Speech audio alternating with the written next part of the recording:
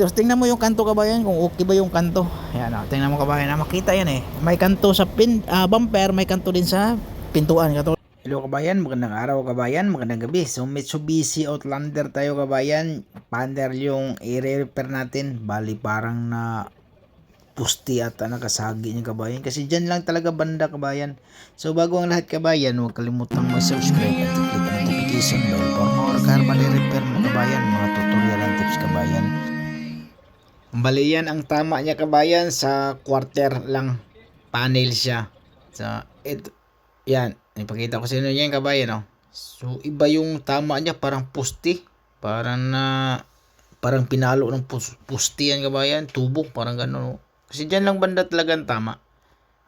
2022 model,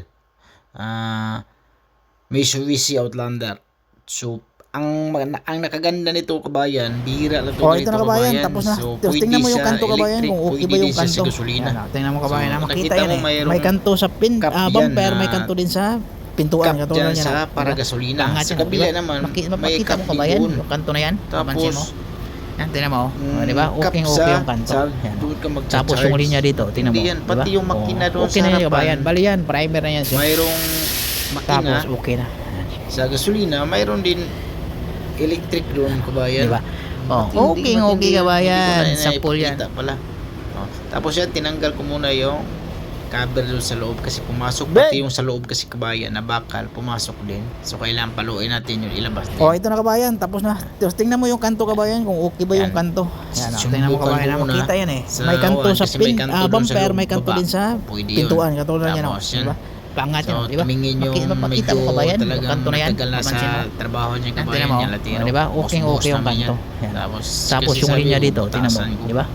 Okay na yan kabayan. Bali yan, primer na yan. Tapos okay na. Yan kabayan,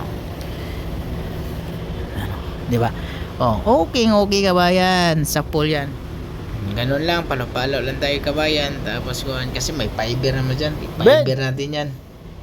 Pagkatapos mali, ilabas lang natin yan. So saglit lang pala tinrabaho yan kabayan, kaya masilya na lang nagdala yan eh. So unang patong pala ko niya, nakapato ko ng fiber. Unang fiber, hindi ko na ipakita yung fiber. Pagkatapos ng fiber kabayan, masilya na siya. So nakadalawang pato ako ng masilya din. Kasi pati yung may medyo kanto niya kabayan, yan yung cup na yan, yan ang cup, pang gasolina yan siya. Tapos yung sa kabila, pang charge doon, mayroong cup din pero charge sa kuryente. Matindi yung na to, Outlander na to.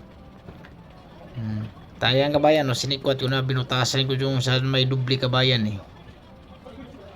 Yan, tapos sabay palo-palo, ganun lang. Tapos yung panikwat pala kabayan, hindi sa atin yan. So hiniram natin sa kabilang kasama natin. Yan, ganun lang. Yung mag-final na yan, yung fiber na. Fiber lang tatapas yun. Tapos masilya, ganun lang siya kabayan. Medyo matibay pa lang hero nito kabayan, yung Outlander. Medyo maganda. Parang Volkswagen lang din siya. Pero yung manipis kabayan, yung mga Toyota talaga, manipis din yung Toyota. Mga Toyota Corolla, Yaris, manipis yan.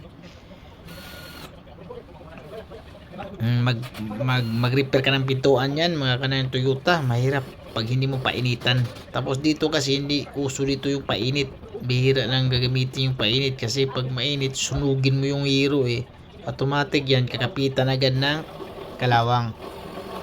Kahit yung sa loob kahit pinturahan. Kaya kailangan may mga anti-rust talaga dito kabayan, hindi pwedeng wala sa pangloob, lalo na yung mga pintuan bago yung pintuan. So kailangan lagyan mo ng anti-rust yan sa loob. So talagang ipaliliguan mo ng anti-rust yan. Tapos yan kabayan, mano-mano na. Tingnan mo kabayan, hindi ko na ipakita na nalagyan ko ng fiber. So una, fiber muna, tapos pinatuyo, pabilis lang tumuyo yung fiber kasi dinabihan ko yung partner. Tapos sabay liha ng 80. Pagkatapos ng 80, masilya agad, pato ako na masilya. So unang patong ng masilya, pangalawang patong na yun kabayan, bali final na yun siya. Yung liha na yan, final na yan siya. Yan, maliit na block lang tayo kasi kukuha naman yan. Maliit lang na naman yan. Yan, ang importante yung kabayan, yung kanto. May kanto, buhay yung kanto dyan. So, diretso sa pintuan, tapos kanto sa panel, kasama sa bumper. Katulad yung kabayan, no? So, ginuhitan ko muna. Pagkatapos ng guhit, lagyan natin ng tip. So, unahin natin yung baba. Yan, no? Unahin natin lihain yung baba. Ano, liha tayo sa baba ng 120, 180, 320. Oh. So, ganun lang kapamaraan kabayan, mas mabilis. Tapos, sabay, yun, no? 180 na yan. Saka na natin ilagay yung bumper para masiting natin yung linya. Pero nilagay ko na yan kabayan yung bumper bago ko ginuhitan sa lapis. Yan, nilagay ko yung bumper kasi may kanto dyan sa bumper. Ilagay natin yung bumper. Dyan tayo susukat sa lapis. Doon natin iikot natin sa yung pagguhit natin sa kanto niya. Tapos sabay tanggal, tapos nilagay ko na ng tip. Pero walang problema na yan. Bali, yun ang pinakakanto niya. Yan, 320 na yan siya kabayan. Tapos yan.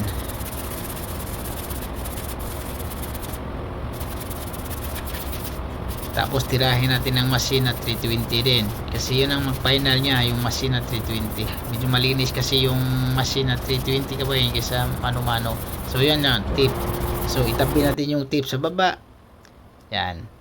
Tabi natin, tapos tanggal natin yung taas. Tapos doon na sa tayo tataas mag 120, 120, 180, 320, tapos machine pa din yung panghuli.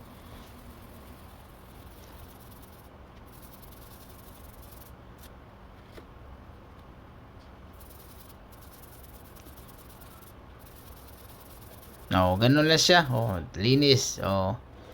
Tapos na ba 'yun? Oh, basta pag imasin ko na yan sa kabayan, 320 na yan sa kabayan masin. Tapos sa black naman, 320 din. Yung black, 320. Tapos yan, masin na yan, 320 na yan. Bali, tapos na yan sa kabayan.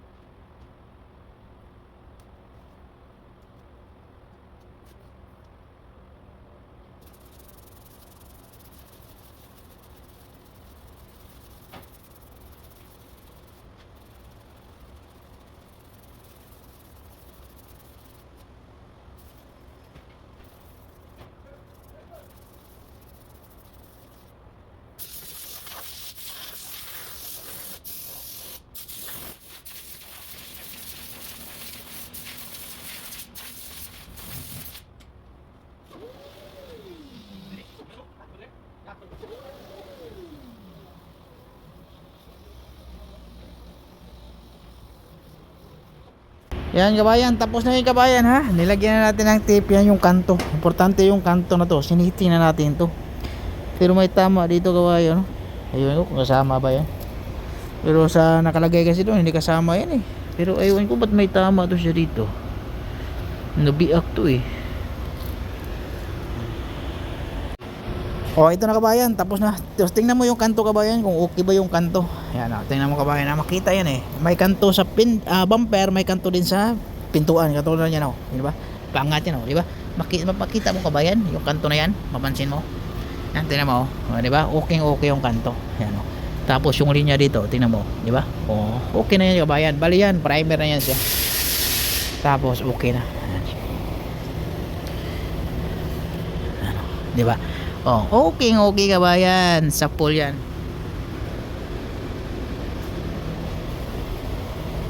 Ben! Tapos na kabayan. So ikakabit na natin yung mga accessories lahat. Pati yung bumper. Yung bumper naman inawang na natin yan. Tapos medyo ano ba kabayan, medyo may kunting diferensya pero okay lang yan sa kabayan. Walang problema yan. Yan yung medyo linya. Pero pag itim yan kabayan, delikado talaga pag itim. Kasi halatang halata. Pero yan okay lang naman, walang problema. Tapos repair na naman yan. Yung ni-repair natin, yung gitna lang talaga. Yan. Tapos yung bumper hindi nakasama yan. Yung pani lang talaga, saka yung...